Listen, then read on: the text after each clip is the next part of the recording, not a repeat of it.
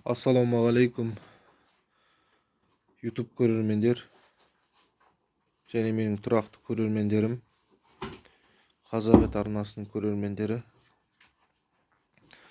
Қалдарыңыз қалай? Міне бұқамызға 20 күнден асты бордақыда тұрғанына. Жемді жақсы жеп тұр. Мына жердегі тұрған сары бұқаны сойып саттық. Қасаптап жібердік. Қатты үлкен емес, кішігірім салмақ керек болды. Сондықтан салмағын өлшемедік. Салмағын өлшемей, наклаз ортақ бағасын шығарып сатып жібердік. Міне оның орнына тағы бір бұқа әкеп қойдық. Мына көк бұқа. Бұл өзі өрісте жүрген бұқа, бірақ өрістен бөлек кешкілік кебек және детский смесь жеп жүр екен. Детский смесь беріпті. Артық қалған ғой, шамасы содан кейін берген болар. Міне күйі.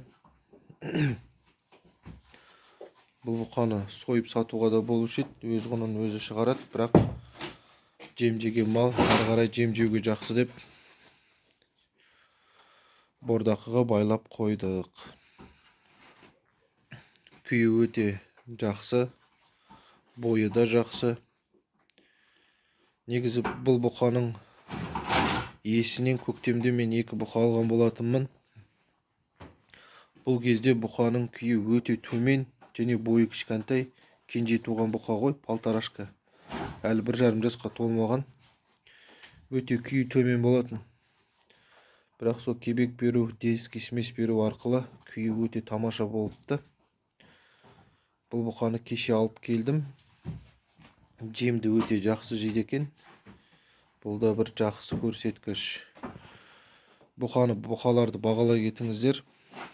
Бұқаны бағалай кетіңіздер. Өзгеріс бар ма?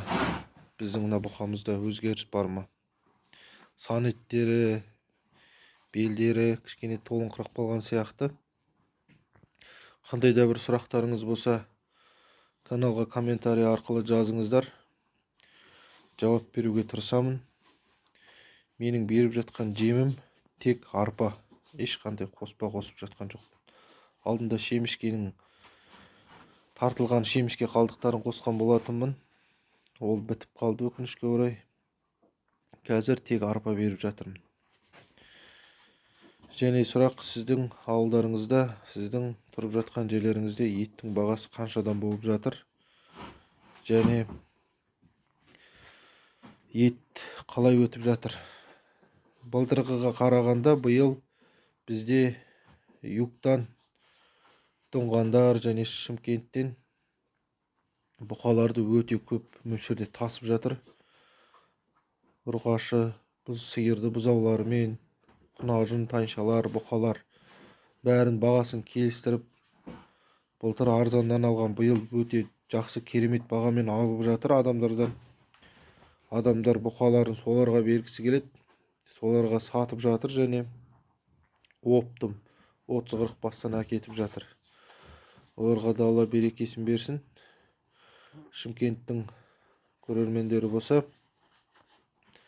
және де тағы да басқа көрермендер болса, сол жақта базарда жүретін, ет тірідей бұқа базарында жүретін бұқалар қаншадан болып жатыр? Баға қалай болып жатыр? Соны жаза кетсеңіздер комментарияға.